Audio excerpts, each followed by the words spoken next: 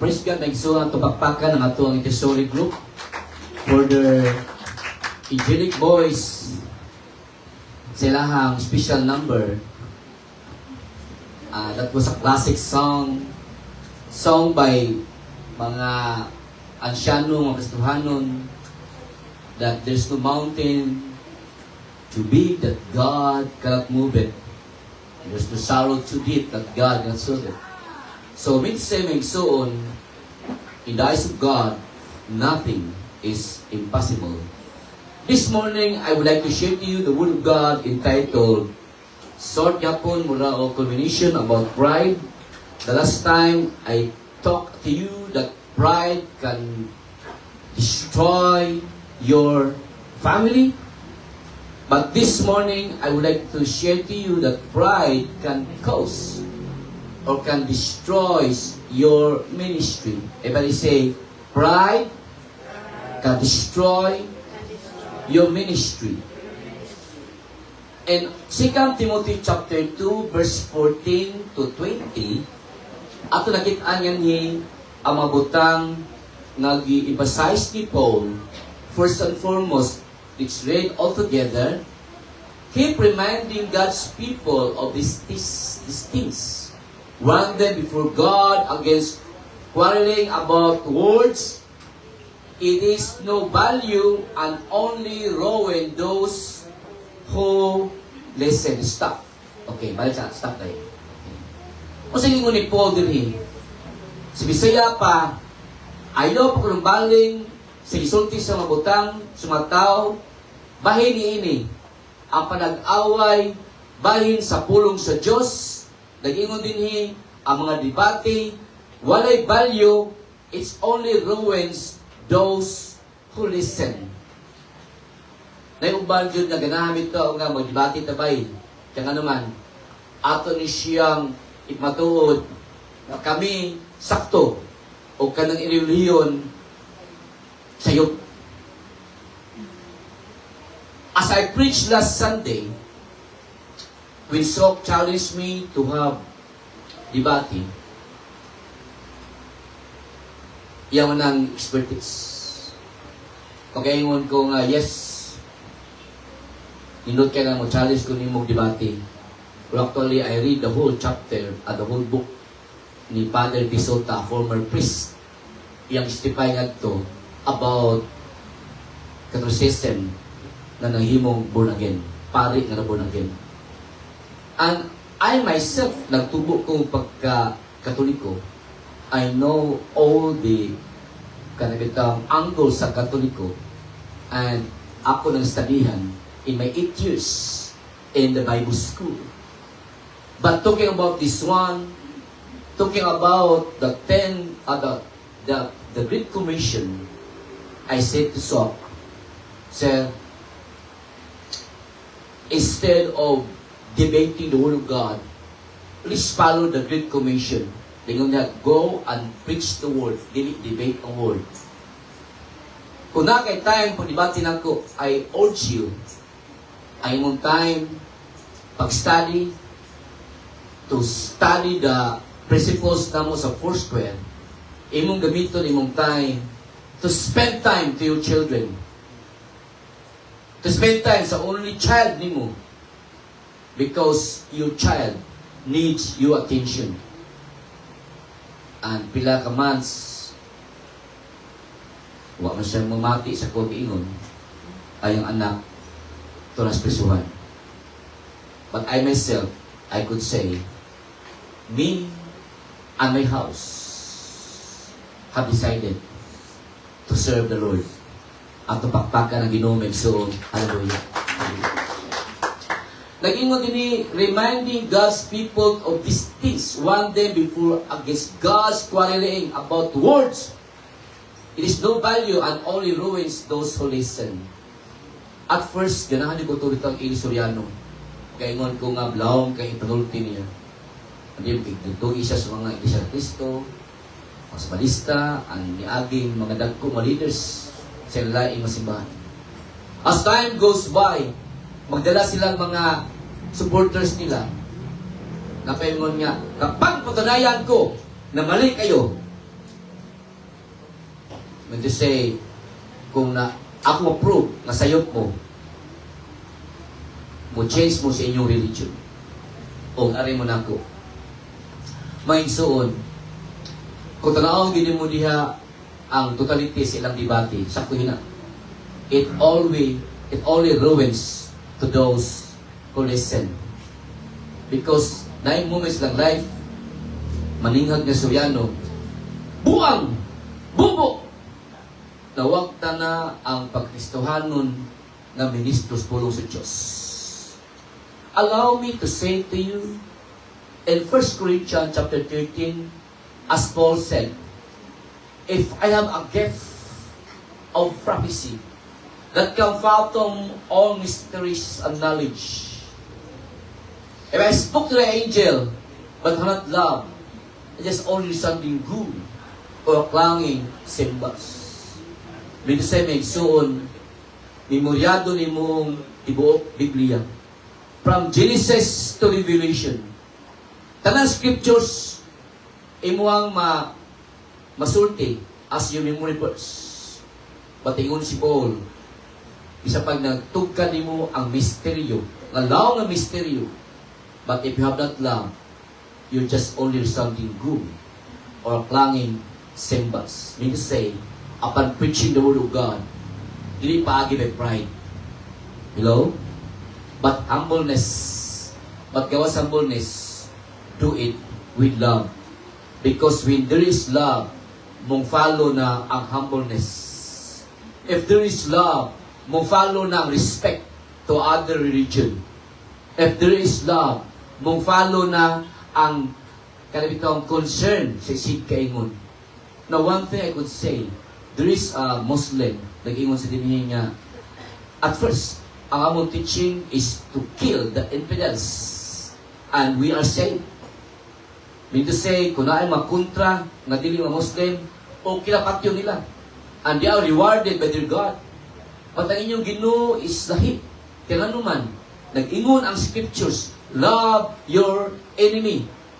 Sa tuwag, we kill you, but despite po that, you still love us. In anak kalawang ang minsay sa Ginoo magsuon.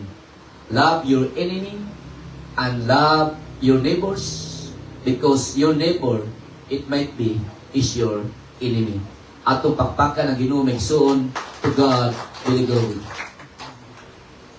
Keep reminding us, do your best.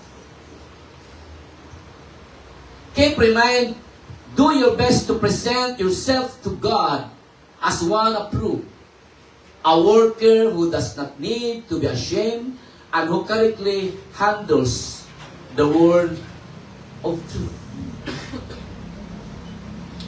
When we are a minister of the word of God, we're not handling about our own principles, but we are handling the truth. Once you knew the truth will set you free. Muna, the more ka mo spend time in the Bible, the more magkahugaw ang imong Biblia, the more magkalimpyo ang imong kinabuhi. Because as time goes by, kung paminawon na nimo ang ipangsulti sa Facebook and anything giingon sa internet without having a meditation of the Word of God, time will come. If you're not guided by the Holy Spirit, you become judgmental. Everybody say judgmental. Because the book of Proverbs said, knowledge pops up. So the more sila nagang gibasa ng Biblia, mga spiritual insights, the more sila nagbasa mga seminars ngadto, the more ang kagulingon nila nga, wow, I'm different from you. I'm elite person. Na yun kayo munako. Because they take themselves more righteous, will inform, o mas laman sa uban. Ano, wag tang na ang kanang what we call the Word of God that used to serve, not to rule. Last week we were shocked because our superintendent is being moved out from our division. From our division, he transfers yung original yung division, and then the position is free. The position is vacant. And then all of the sudden, itawag nga ito si Oliver to be our new superintendent. The Oliver, nga itong inon niya ito ang puan because nangawagtang ang iyang mga church members, ng mga leaders, mga council, kaya di kadawat niya. Si Oliver na nagbag-o pa lang sa simbahan, upay siya track record, at the same time, nag-adjust pa lang siya sa iyang leadership. Then all of a sudden, siya gipromote nga to pagka-superintendent. And then one of the pastors sa Labangon, ni doon lang to, Pastor Richard, okay ka lang? I know his feelings. Because deep inside, nagtuo siya iniwagtang ni Giovanni, ako ipuli. And people surround me, nagtuo nga kiwagtangon magani si Pastor Giovanni. Pastor Richard, mao ni ipuli ka na naman. Gawas nga na siya track record.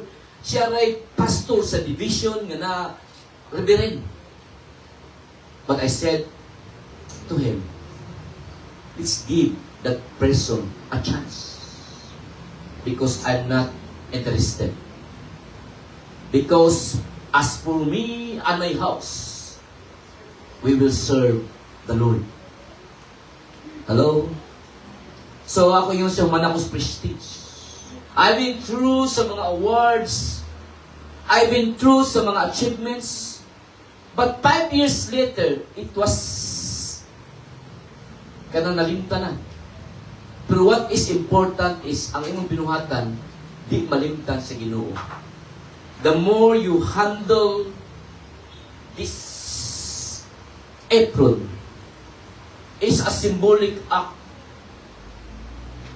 Not to fight others by using sword, but this piece of cloth was being used by Christ to wipe the foot and the feet of His disciples.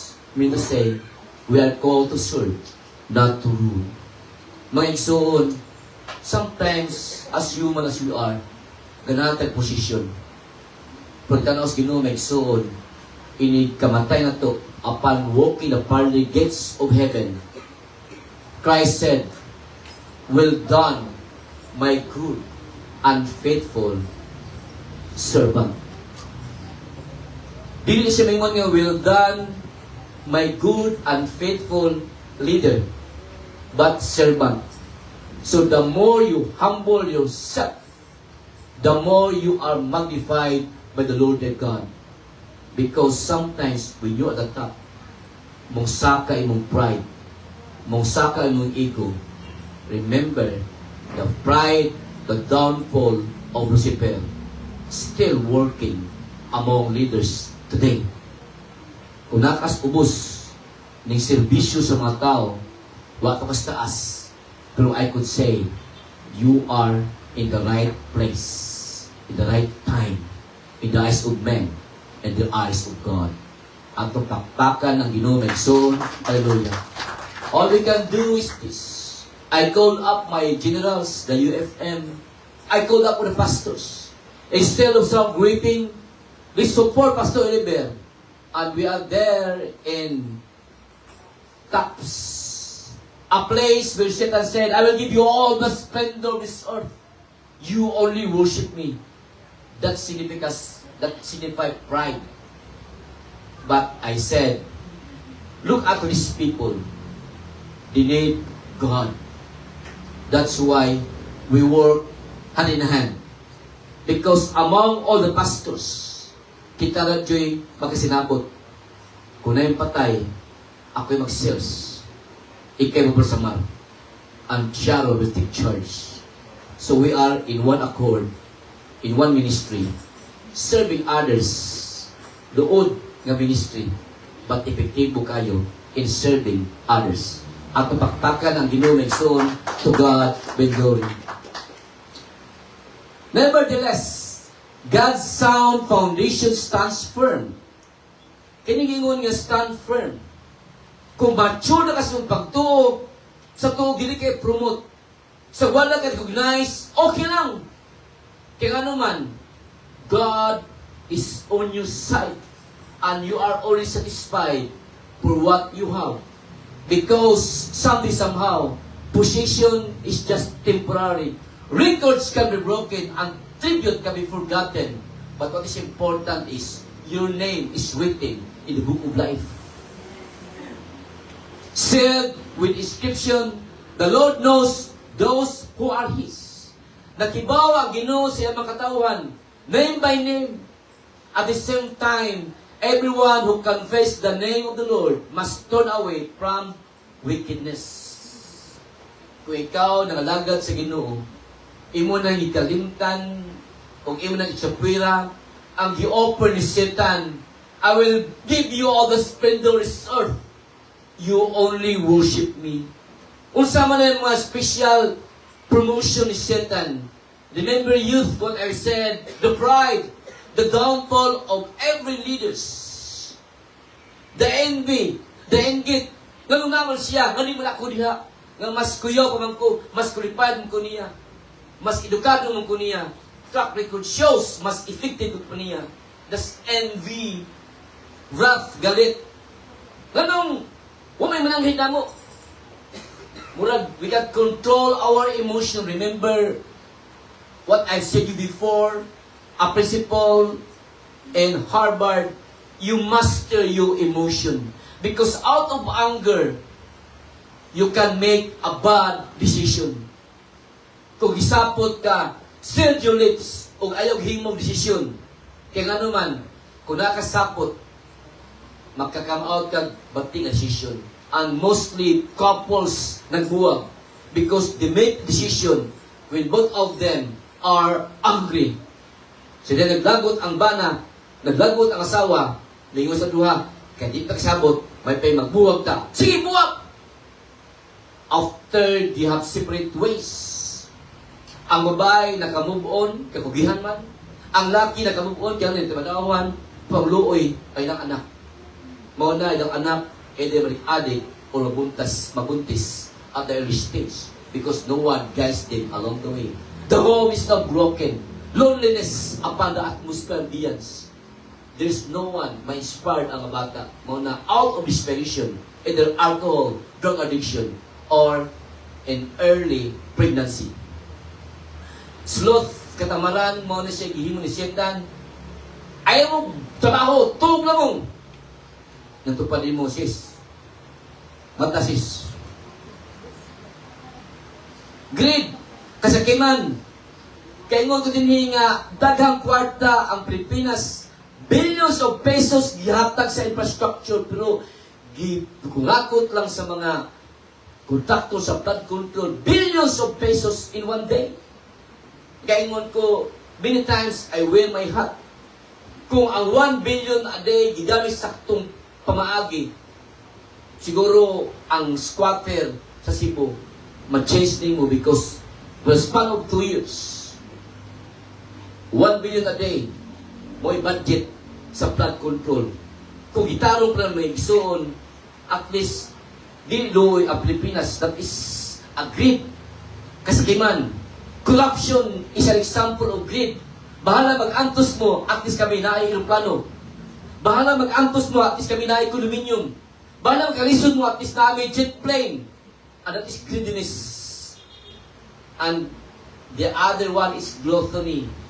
Daghan kay mga tao ron, ipang high blood, ipang arthritis, taas kayo ng acid because Satan offers so many foods along the way. Ang foods nga maka-afford na karon. If you have no self-control, sayo kang Masid Peter. And the last is the last. Ang kaulap. Within your finger, you can have access now to the internet about pornography. Causing the Philippines or Cebu City usas mga number 1 ron sa mga early pregnancy. Kanang teenage pregnancy. Mga 14 years old, 16 years old, 17 years old ang mabdus. Because internet is open now about sexual perversion.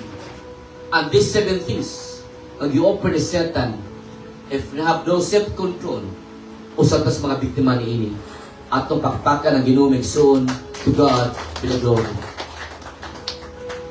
And 1 Corinthians chapter 9, verse 27, and I quote.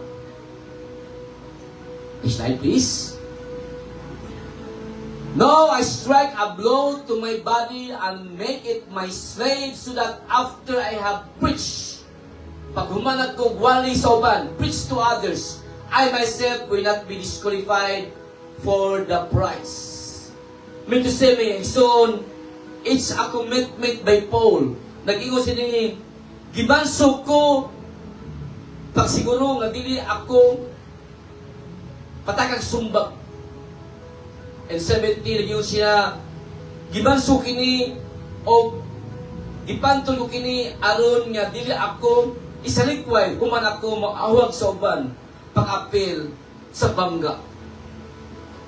Bangga sa kinabuhi. Race about to claim the prize. Many of us are runners to the Lord. It's not a marathon by which ang makauna mo ay winner. But it is kind of race. Bahalag na wahi ka, at least lang reach the finish line. Ang marathon, ang mag-una mo ay tigang medalya. Pero sa lumbas, sa Ginoo, sa spiritual side, bahala na tikang-kang ka, militaris, muskamod ka, bango lang, padayon lang, o just reach the finish line. Because once you reach the finish line, it is God who will wipe your tears and give you the crown of glory of all you have served to the people nag-entrust sa Ginoo diya kanimo. Atong pakpakan ang Ginoo may soul to God the glory. About kay takeaways. Mga butang nga importante and up to this time is still very, very important. Study and handle God's Word correctly. Verse 15. Bingon tag, study the Word of God correctly because sometimes we are deceived by false doctrine. Malinla ka sa mga doktrina nga kanang ipasuwati sa uban. Bimis naka-distract sa imong spiritual inclination. Stay away from pointless arguments. Verse 16. So again, Ginoo nga kung na may debate, makibati nimo, stay away from that. Because I am no longer mag-divide, but it is ang ilan ng mga katakus ay naka-bright na may ilan kasunati. It's no longer me in the middle. It's no longer me my focal point, but it is about their pride, their intelligence along the way. Pursue righteousness and godly living. Getting righteousness and godly living. Nowadays, Satan offered today the splendor of this earth and everything is just vanity. Pag-ingon ka nga, Lord, ako ba na nagaw kong bahay pa kami? Busuton mong bahay? Nagaban, God, ninutang si kanan pa kami, Lord, huwag may si kanan. Don't be in be. Just pray to God because it is time. Tagala ka sa Ginoo because before ka na ngayo, nakibaw na Ginoo kung sa'y sulban sa imong problema. Just trust in God. Trust God, the truth stand firm. The most important in everything, salig sa Ginoo. And I said to Oliver, siguro ang mga tao believe nimo, but just trust the Lord God. Humble the Lord God. Sa tuog, tungason kay imo ang ministeryon. Just pray. Because prayer changes things. At pakpakan ang Ginoo may soul to God to the glory. In reflection, am I handling God's Word with care? O imo lang gigamit ang pulos Ginoo para ikaw madato? O imo lang gigamit ang ministry para masikat ka? Lingon ka, you handle the Word of God with care. Mean to say, sa usaw po rin kamot, na-adyo'y criticism along the way. Sa usaw po rin kamot, na-adyo'y mo, budaot ni mo. But, just take heed of this. Because it is Jesus who said, blessed are you when people insult you, ignore you, and falsely say all kinds of evil. But rejoice and be glad, because great is your reward in heaven. In the same way, they persecute the prophets who were before you. Siguro makaingon ko nga, Pastor Richard, kung wag ka mapastor, wag ka persecute sa uban. Yes, that's true, but before ko nagpastor, before ko persecute, ang mga taong gitanaw nga heroes of faith, they are also persecuted. But time will come, mag-abot mi ngadto sa langit, and it's God who will wipe our tears. To God be the glory. At pakpakan ng Ginoo song, to God be the glory. Am I discipline myself for God's purpose? Do I make some sort of control instead mo boss ko when someone criticizes me? Na ako yung butang buhaton contrary to my life being a pastor? I have self-control. I have discipline. Yes, by the grace of God. As example, an athlete trains diligently and receives comfort to succeed. Kung ikaw at kita may igsoon, many times imong biyan, imong comfort zone, bis pagtugag sa'yo, sometimes, iguman mo katug, bago mo sa'yo, unya mag-exercise, and do such thing as training. Kita lang mo may igsoon, kung gusto pag-training, Manny Pacquiao, pag-iingon Manny Pacquiao, tigay may kwarta. Pero kita may igsoon, kung giulsan niya pag-acquire mo ang butang, sa pag-training daan, kini mga baston, mga magkuno, iyan hapakapakon. At the same time, before siya moadto sa away, nasa sparring nga, but sila sparring daan, magkadugo ang iyang naong. Because sa mga punches na deliver siya kontra. It's not easy, but it's part of the training to succeed. Mean to say, as a leader preaches love, but gives into anger. Kung usap ka minister like me, nagwali about gugma, apan naas kasuko. Mean to say, ang iyahang gihatag nga mensahe loses credibility.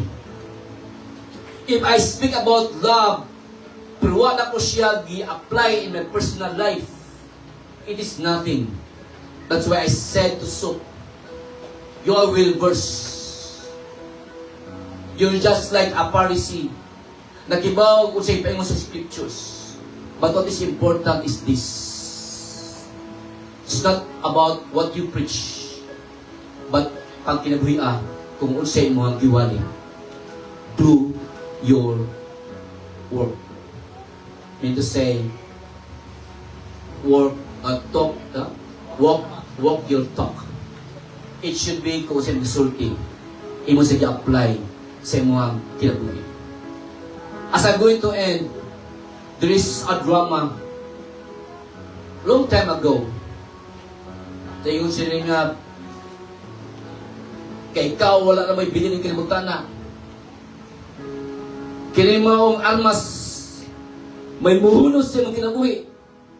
Pusulong ikaw, sama ni! Tak, tak. Huwag man kakuha niyan sound effect. Sulti ka! Kang pistola na ko, huwag ka buto. Palpakot. Kung wak manig ka, hunos ng kinabuhi, kini mong pistola. Kini maong kutsilyo. May muhunos ng kinabuhi. O ganiya, gusdakol kay mong tiyan. Bang, bang! May son, ginukol niya ang sound effect, man. Taka ka ba lang? Supposed to be itong bang, bang, sa pusil to siya. Kung katong pagduslak, shoot, shoot. Inana atong lahat may igsuon. Kung ang suwate isulti, mo sa sound effect. Amen? So you walk your talk so that you can preach the word of God effectively. To God be the glory. At pakpakan ang Ginoo may igsuon. Hallelujah. Hallelujah. May request everyone to please stand up.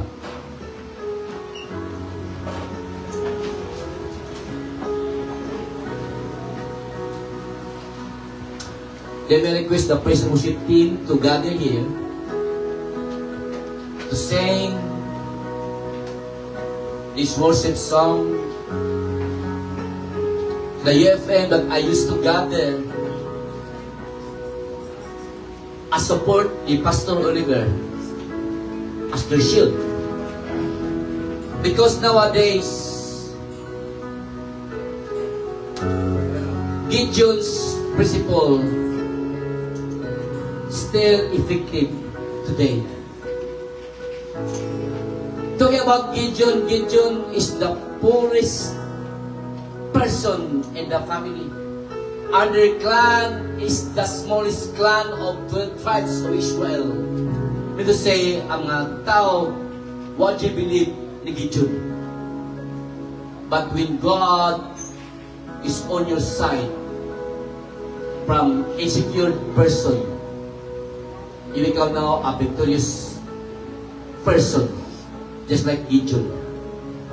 All we do is not focus on negative things about Oliver, but let's pray for Oliver mo ipadalas Ginoo to provide leadership in our division. To God be the glory. At magpaka na Ginoo may suod. Hallelujah. Hallelujah. Hallelujah. Oh yes, God. Many times, oh Lord, we said today, we are rejected by men, but we are chosen by God. Just like David, rejected by his brothers and his father, but he's chosen by God. I know, Lord, you are too wise to be mistaken. You are too good to be unkind. Sometimes we cannot trace your plan,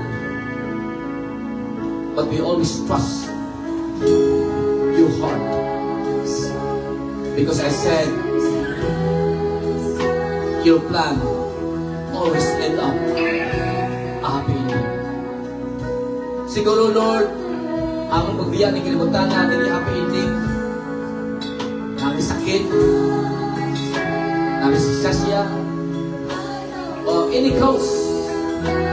But as long as we are faithful towards you, after this temporary assignment to this earth, sa diyan matubang nililimo, when you give us account one by one, it is you who will give us reward. Siguro, God, ang among denomination, huwag kita sa among potential abilities. But everything on this earth, position, is temporary. When you called us along the way, it's not about our achievement, but you are test us how faithful we are, even to the small things and handling ministry. Are we doing this to glorify you, or are we doing this just to impress people along the way? Lord, starting today, teach us to be humble. Taktanga ang pride of God, may wish mo rin ang sa mga spiritual journey. Because, as what we have said, pride can destroy our ministry. Ayaw tugon ni God ang ministry ni Pastor Richard kalibutan. Ayaw tugon ni God ang ministry sa Foursquare de Galilea was being blinded by pride of God. Even though we have no position, even though we are ordinary person of God, we are faithful to serve you until our last breath. Because we commit ourselves to serve you, not to rule. Because something somehow, if there is no recognition in this place, there's a recognition up there when time comes. To God be the glory. At pagpaka ng Ginoo may song. Hallelujah. Hallelujah. Hallelujah. Hallelujah.